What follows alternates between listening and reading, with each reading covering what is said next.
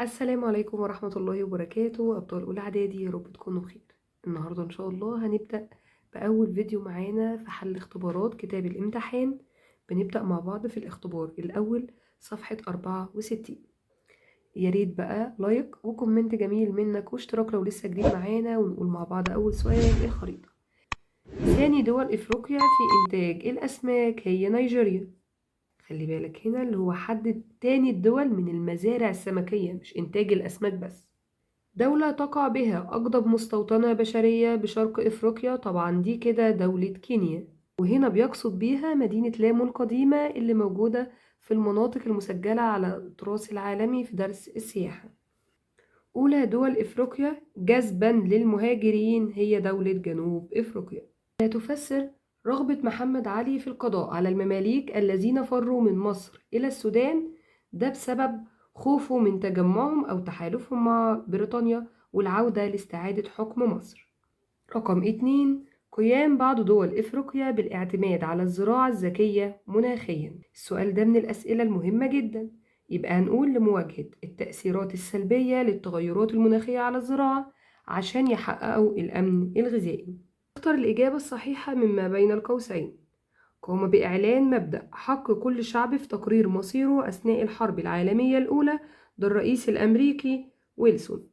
اهتم الخديوي إسماعيل بالزراعة في السودان لدعم الصناعات التصديرية، حيث توسع في زراعة طبعا القطن. تم تقسيم السودان إلى 5 مديريات تتبع وزارة الداخلية بالقاهرة مباشرة، ده على يد سعيد باشا. يعد أفضل الفصول المناخية المرتبطة بالنشاط السياحي في إفريقيا في فصل الشتاء. دلل على صحة كل عبارة مما يأتي. عمل الاستعمار على حل مشكلة الزيادة السكانية في أوروبا عن طريق استعمار إفريقيا. إزاي بقى؟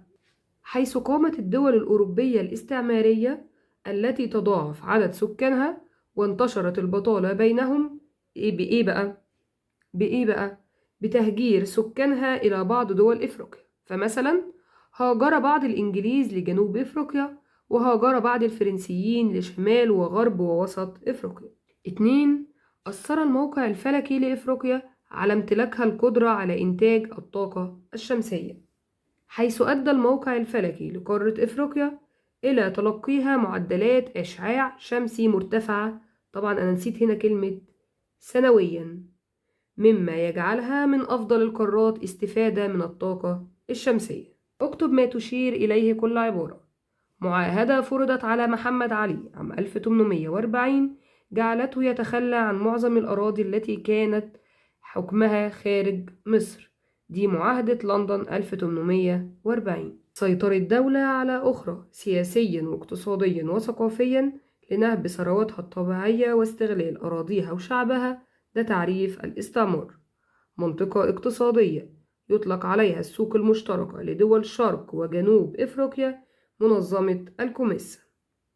ما النتائج المترتبة على هجمات الجراد الصحراوي على شرق إفريقيا في 2022؟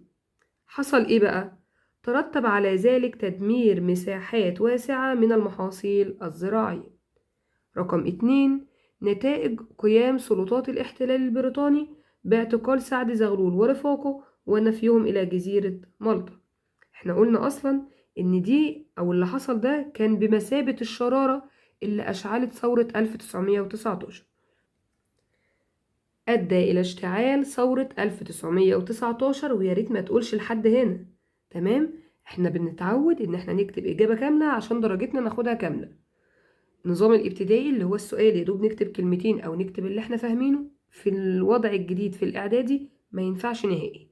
فركز إن أنت تحفظ إجابتك كاملة. يبقى هنقول أدى إلى اشتعال ثورة 1919 واضطرار بريطانيا للإفراج عنهم اللي هو سعد زغلول ورفاقه، والسماح لهم بالسفر لمؤتمر الصلح في باريس. ما العلاقة بين المناخ وتوزيع السكان في أفريقيا؟ هنقول المناطق اللي بيتوزع فيها السكان سواء يتركز أو يقل بالنسبة للمناخ، حيث يؤثر المناخ في توزيع السكان في قارة إفريقيا. إزاي بقى؟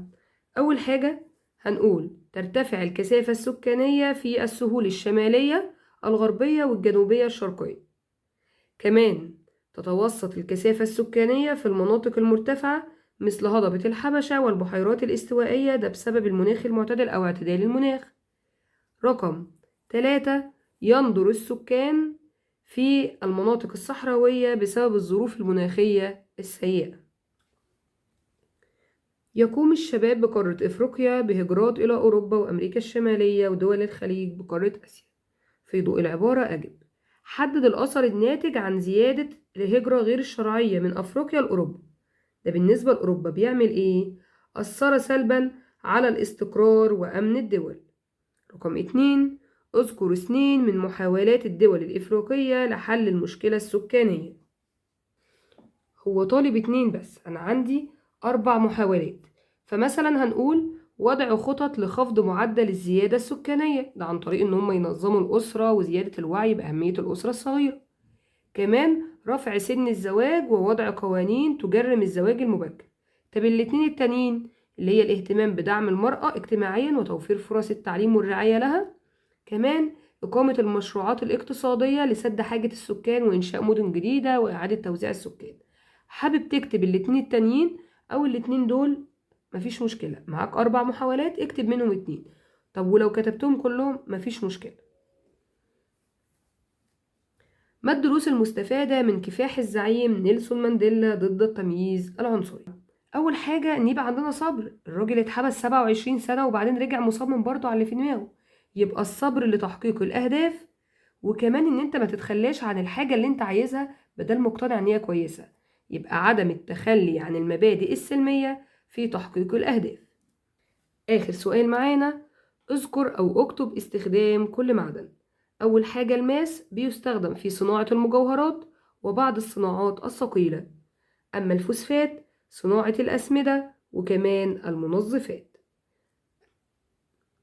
بكده نبقى خلصنا أول اختبار معانا. لو ليك أي سؤال سيبهولي في الكومنتات، ما تنساش اللايك والكومنت الجميل والاشتراك لو لسه جديد معانا عشان يوصلك إشعار بباقي الفيديوهات وحل الامتحانات، وأشوفكم على خير.